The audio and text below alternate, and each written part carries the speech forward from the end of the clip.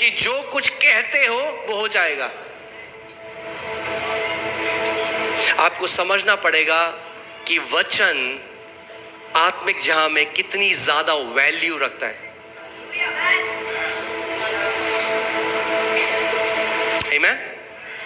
सो ये जो परमेश्वर के दास थे, ये वापस आए, इन्होंने अपनी बेटी को बुलाया और इन्होंने श्राप दिया उन फोड़ों को। उन्होंने कहा यीशु के नाम में मैं श्राप देता हूं, जड़ से सूख जाए। और कह रहे 40 दिन तक मैं विश्वास में बना रहा, मैंने मान लिया वो हो गया है, मैं प्रभु को धन्यवाद देता रहा। कह रहे शैतान बार बार आया, मुझे संदेह। आप ये सोचिए, उन्होंने उनका परमेश्वर के साथ आमना सामना हुआ है, वो स्वर्ग में उठा ले गए, तब भी 40 दिन लगे। क्यों लगे मुझे नहीं पता, मगर उन्होंने कहा इस बारी मैं डाउट को नहीं आने दूंगा। कभी आप सोचते हो कि जितनी एनर्जी आपकी डाउट परमेश्वर को संदेह करने में लगती है, उतनी एनर्जी आपको परमेश्वर का वचन विश्वास करने में भी लगती है। जितनी एनर्जी आपकी लगेगी अरे कुछ नहीं हो रहा, उतनी एनर्जी लगेगी प्रभु यीशु मसीह में सब कुछ संभव है। एक बार हम मोती नगर में थे, एक आंटी आई, हमने उनके लिए प्रार्थना करी। हमने बोला आंटी बोलो यीशु के कोड़े खाने से मैं चंगी हो गई हूँ। वो कह रहे मेरे अंदर बेटा इतनी सामर्थ नहीं है बोलना। तो आंटी बोलो थैंक यू जीसस। नहीं मेरे अंदर बिल्कुल भी शक्ति नहीं है बेटा, मेरे अंदर बिल्कुल भी शक्ति नहीं है बेटा। मैं बोला था बोलो थैंक यू जीसस। ये है दिक्कत, नेगेटिव माइंड हमारा घुस गया है वहां। जो गलत शब्द हमारे निकलते हैं, अगर उसको बदल कर आप परमेश्वर का वचन बोलने लग जाओ तो बहुत सारी जय देखोगे अपने जीवन में।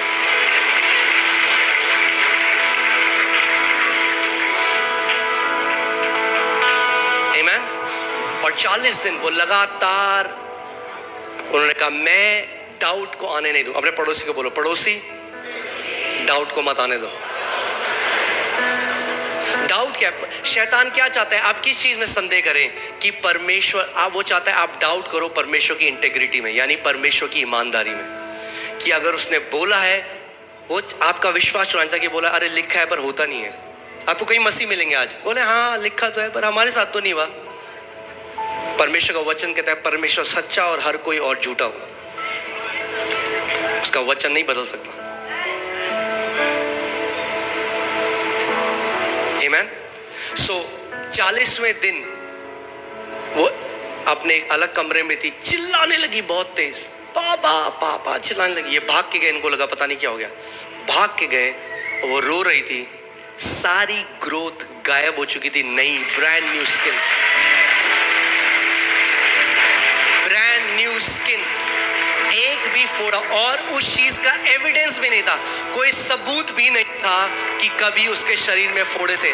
मैं यीशु मसीह के नाम में ये घोषणा करता हूं कि जो पहाड़ आपके जीवन में है वो ऐसे उखड़ कर समुद्र में जाने वाले हैं कि ढूंढ कर भी आप उनका कोई एविडेंस नहीं पाएंगे, कोई भी सबूत नहीं होगा कि वो पहाड़ कभी आपके जीवन में था। जो कर्जों का पहाड़ है, जो बीमारी का पहाड़ है, जो मानसिक तनाव का पहाड़ है, जो कलेशों का पहाड़ है, प्रभु यीशु मसीह के नाम में वो सारे पहाड़ उखड़ने वाले हैं और परमेश्वर उस सबूत को भी मिटा देगा कि कभी आपके जीवन में वो पहाड़ थे, यीशु के नाम में। आमीन, हालेलुया। विश्वास करते हैं आप? जोर से बोले आमीन। जो कोई इस पहाड़ से कहेगा, बंद मुंह से, अगर आपका मुंह बंद है तो आपका पहाड़ वहीं खड़ा रहेगा। आप गिड़गिड़ा लो, आप भीख मांग लो, आप फास्टिंग कर लो, क्योंकि आपको समझना पड़ेगा अधिकार प्रभु यीशु मसीह ने अब आपको दे दिया है। आप कह रहे हो प्रभु मेरे लिए कर, प्रभु कह रहा है नहीं बेटा तू कर, मैंने अपना अधिकार तेरे मुंह में डाल दिया है। अच्छा वापस ही आयत लगाइए। अच्छा यहां ध्यान से पढ़िए, इसमें कहां पे लिखा है प्रभु यीशु मसीह ने कहा मैं पहाड़ हटाऊंगा। अब मैं आपको एक ऐसी बात बताने वाला हूं जो कई लोगों के लिए हो सकता है कि टू मच हो जाए, मगर परमेश्वर ही हमारा टू मच।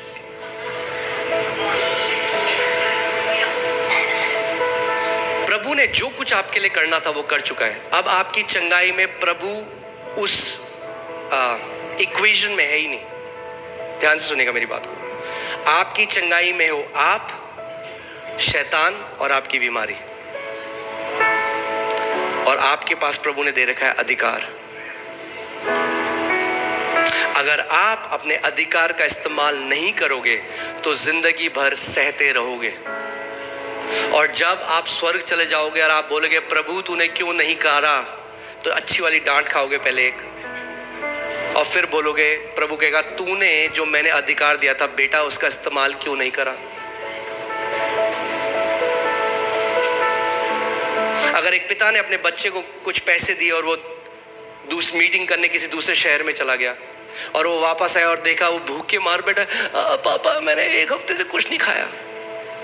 कहेगा मैंने तेरे को पैसे दिए थे, क्यों नहीं इस्तेमाल किया उसे।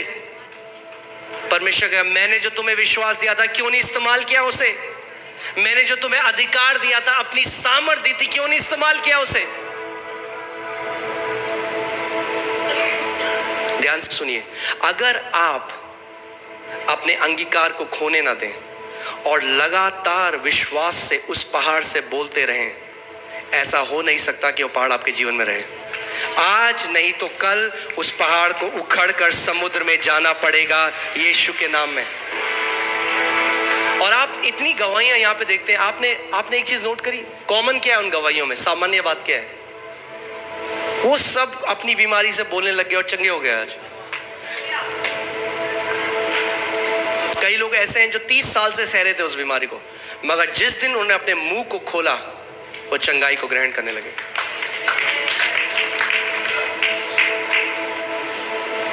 आमीन। सो प्रभु ने जैसे अपने उस दास से बोला तू कब तक अपने बेटी के शरीर में फोड़ों को सहता रहेगा, आज प्रभु आपसे भी ये बात बोल रहे हैं, तू कब तक उस डिप्रेशन को सहता रहेगा, तू कब तक उस गरीबी को सहता रहेगा, तू कब तक उन कर्जों को सहता रहेगा, तू कब तक जो रात को तेरे को नींद नहीं आती उसको सहता रहेगा, तू कब तक जो तेरे को एलर्जी हो जाती है बार बार उसको सहता रहेगा,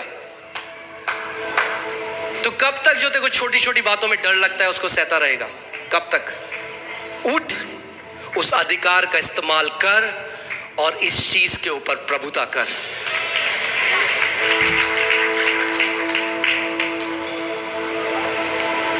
आपको रचा गया आपके पिता के द्वारा कि आप प्रभुता कर सके।